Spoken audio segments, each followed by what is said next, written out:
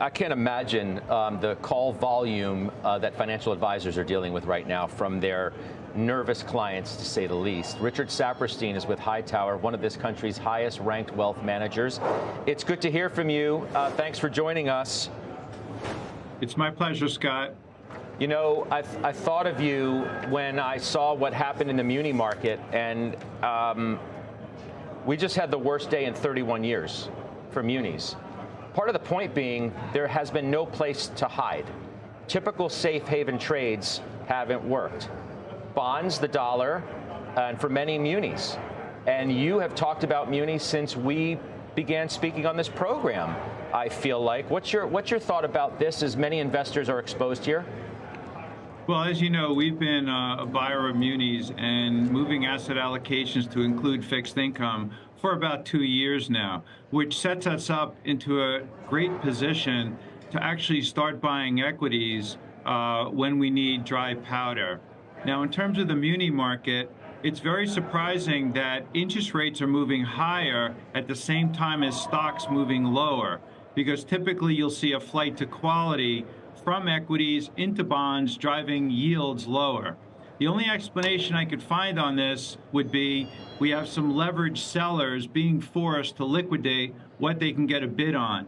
Now, this week, for our clients, we've been able to add munis at 5%, tax-free, which is outstanding. So instead of buying equities and taking advantage of the equity markets, we're actually able to still add some munis and take advantage of the muni bond market. What else are you looking to take advantage of in the upset of many stocks? I think, the last time that we spoke, and I think it was on Closing Bell, you had mentioned to me that you were buying some of the mega cap tech names in the pullback. Have you been doing the same, or where else in the equity market do you think there actually is opportunity here? So broadly speaking, we're checking out a couple of things before we think the coast will be clear to really aggressively add equities. Our current cash position is about 22%, and that was coming into this whole thing. So we're looking at credit spreads, both investment grade and high yield. They've gone up, but they're not close to where we think they could get. Obviously, the VIX has moved up. It's in the 50-60 range. But remember, in 08-09 and in 2020, it actually was up in the 80 range, so the VIX could move higher. We're seeing a lot of upside down volume where 35 and 50 down stocks versus one up stock. That's a good sign. But we're also not ready to commit based on these factors in a broad way to the stock market. There are three things that'll get us to start buying. Number one will be a change in the trigger point mechanism.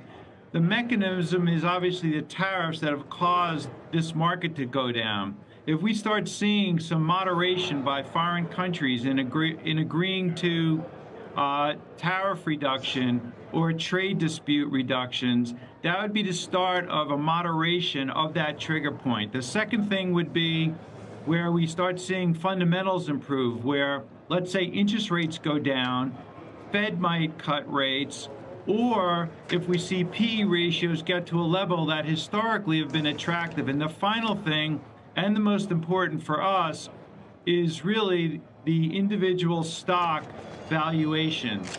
And here we're starting to get very interesting, because if you look at different industries and sectors, you're starting to see on an operating cash flow basis these stocks becoming very attractive.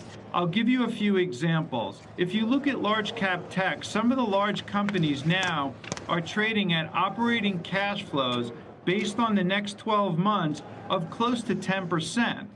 Now, we haven't seen that in 6 years. So you do have some opportunity in large cap tech.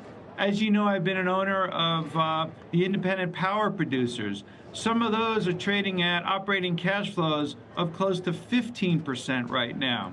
So what does all this mean?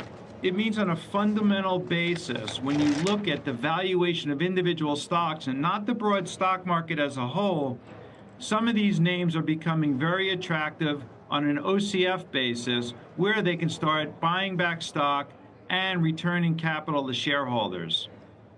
Rich, thanks for coming on. I appreciate you. Thank you. We'll see you soon.